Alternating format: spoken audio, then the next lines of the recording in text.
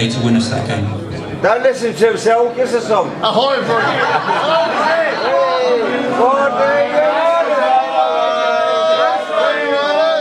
what they say. That's right. Give us a song, Sal. Give us a song. Come on, Sal.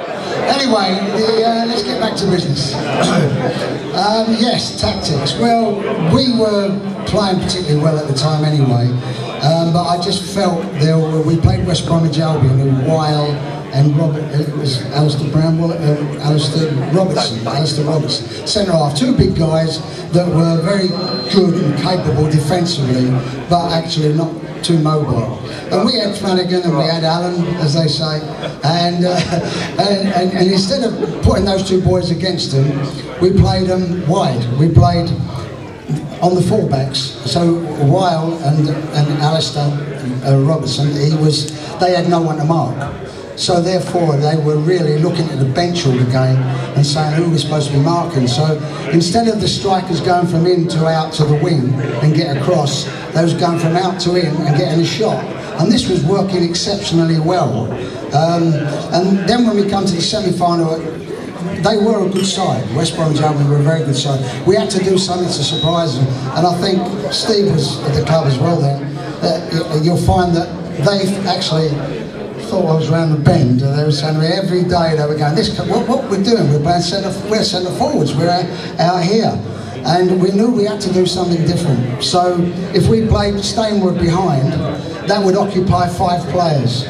Our 3 occupy 5 of their players, the defensive midfield player and the back 4. So basically, we had the outnumbering of them in the middle of the field. If they had 2 extra players at the back, we must have had 2 in the middle field. So this actually worked out excellent, but the boys weren't happy. Every day they were saying, "Are you sure about this?" I said, "Well, look, we do something, and what we've got to do is be positive. If you're going to be saying, you know, give me a chance, try to make it work." And of course, through that week, it was getting sort of better and better. And when it got to the game, actually, fortunately, it went excellently, which was such a wonderful feeling for this group of players who, again, like Frank, we always seem to have good feeling, great spirit, and people that was caring so much to do this. And funny enough, which I didn't know, I saw a programme the other day, and Martin Joel was playing midfield for West Brom that day, which I actually didn't realise. But just as an aside, it was quite interesting. No, I thought it was anyway.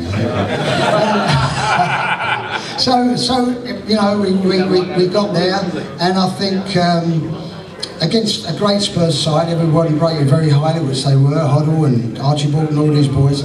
I thought we did the club proud. I think we did remarkably well. And in fact, even today, I always talk to Tottenham players about we should have won the second game, which I thought we were a bit fortunate to get to the replay, and then we did that. And then I thought we were by far the better team.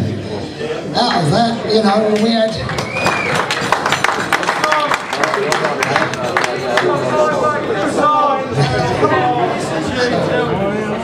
That's great. Let's ask a couple more questions. Peter Davis from Table 16. What was your most memorable time as a player or as a manager at QPR? Both. I mean, it was fantastic. I was fortunate, a bit like Frank. I was sort of the older guy in the team, and then Frank come along. I said, let's get Frank, because then I'll only be the second oldest.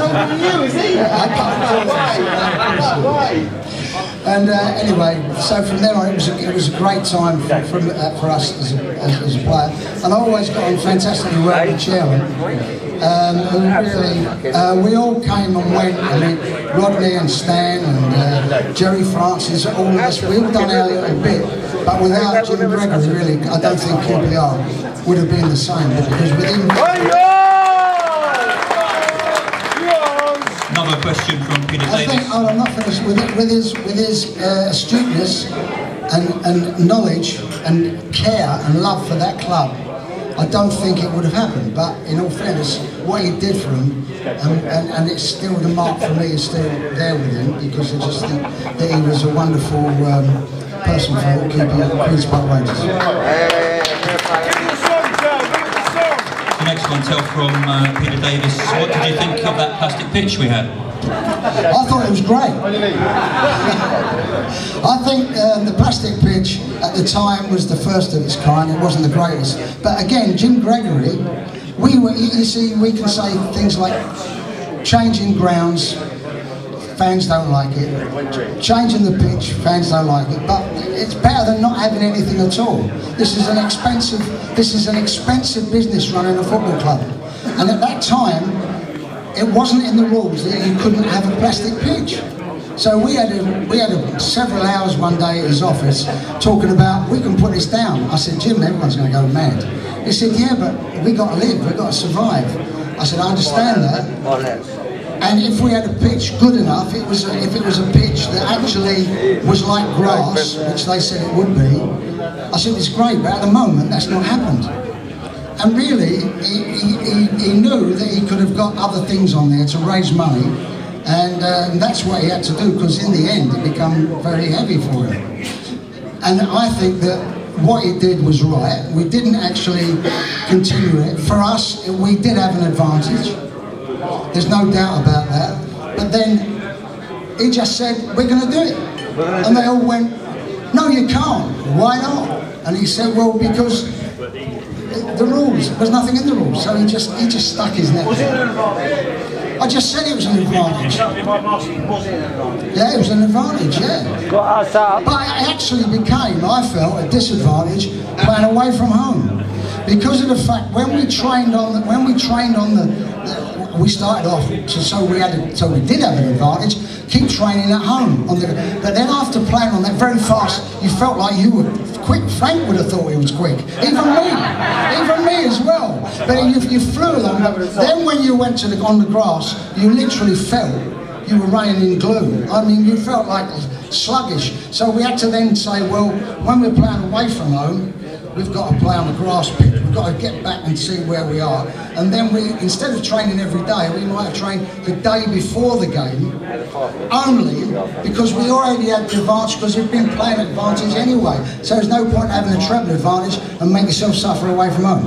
So that was basically what the feeling was. And it worked very well. It worked exceptionally well. And I've got to say, we thought, well, if man can get on the moon, we'll get a proper pitch in about 10 years' time. That never happened. It never materialised so well. But it was one of those things that you tried, and it worked well for us. Terry, one question, Terry.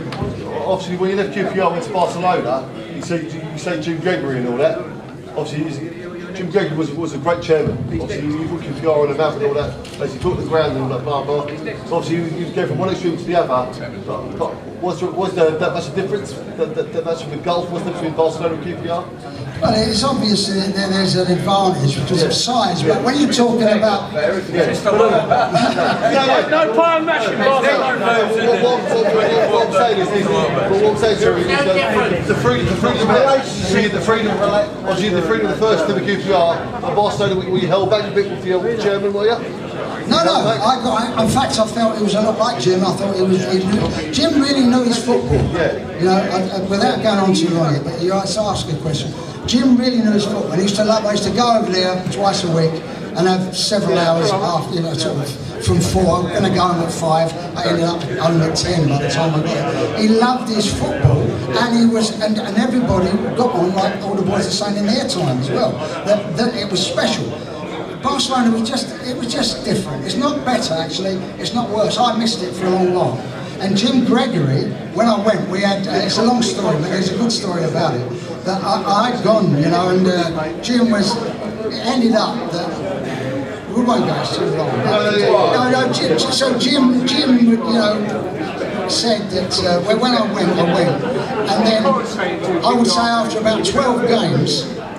Jim had, you know, said to me, "Oh, you're missing out here because of this and the other." So he then rang me and he said, "Hello, Tel." So I said, "Hello, Jim. How are you?" He said, "Look," he said, he come out with a classic. He said things weren't going well there. Barcelona hadn't done well for a long, long time, and we were top of the league. And he said, "Tel," he said, "when you're coming back." So I said, Jim, it's a bit late. It's a bit late now. He said, yeah, but they don't take the game seriously out there. They're foreign. He said, they're foreign. So I said, yeah, they're foreign, Jim, but they do take it quite serious. And